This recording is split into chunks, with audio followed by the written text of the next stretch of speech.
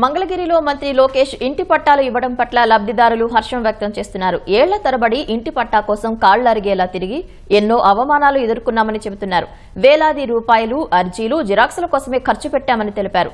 దశాబ్దాలుగా నెరవేరని కలను లోకేష్ 10 నెలల్లోనే సాకారం చేశారని సంతోషం వ్యక్తం చేస్తున్నారు.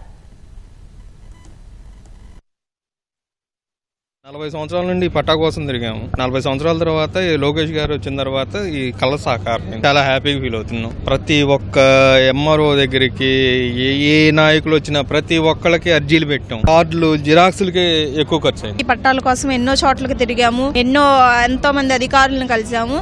కానీ మాకు ఈ రోజు వరకు మాకు పట్టాలు రాలేదు. కానీ ఈ రోజు మాకు నారా లోకేష్ గారు ఎలక్షన్స్ కి ముందు మాకు హామీ ఇచ్చినట్లుగా మాకు ఈ పట్టాలు ఇవ్వడం జరిగింది. మేమంతా చాలా సంతోషంగా ఉన్నాం. మేము నారా లోకేష్ గారికి చాలా రుణపడి ఉన్నాం. చాలా ఖర్చు అయ్యి ఉంటుంది తిరిగినందుకు, వెళ్తానికి కాగితాలకి తిరుగుతానే ఉన్నాం.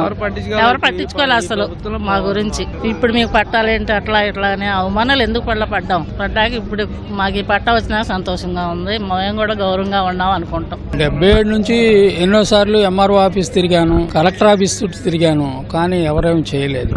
కానీ లోకేష్ బాబు వచ్చిన తర్వాత మేము పెట్టుకున్న తర్వాత ఇస్తామని మాట ఇచ్చారు. చెప్పిన మాట నెరవేర్చుకున్నారు సార్. 50 సంవత్సరాలకు ఇల్లు వేసుకొని అప్పటి నుండి మేము కలెక్టర్ గారి దగ్గరికి ఎన్ని చోట్ల తిరిగామో, ఎన్ని పార్టీలు వచ్చారో పోయారు.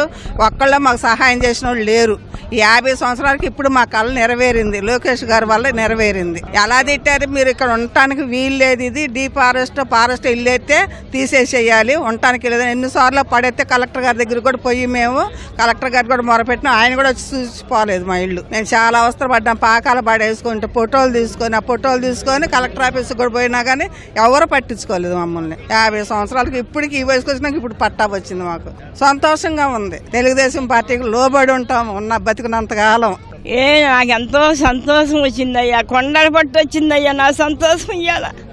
మయ్య వచ్చాడని మా తండ్రి మయ్య గెలిచాడు. ఎప్పుడు గెలుస్తాడని నేను ఎంతో కొండల పట్టు ఆశపడుతున్నాను, బాధం చేసుకుంటున్నాను. ఎన్నో దేవుళ్ళకి నేను చేసుకున్నానయ్యా. నాకెవరు వద్దు, నా లోకేష్ గారే గెలవాలి, లోకేష్ అనుకున్నానయ్యా.